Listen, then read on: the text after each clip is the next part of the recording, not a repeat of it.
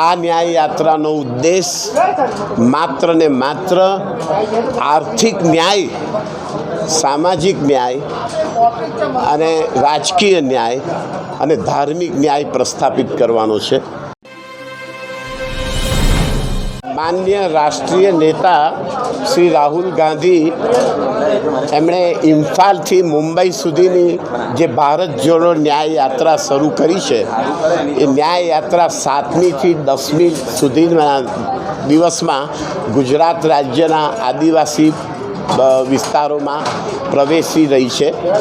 આ ન્યાય યાત્રાનો ઉદ્દેશ માત્ર ને માત્ર આર્થિક ન્યાય, સામાજિક ન્યાય અને રાજકીય ન્યાય અને ધાર્મિક ન્યાય પ્રસ્થાપિત કરવાનો છે।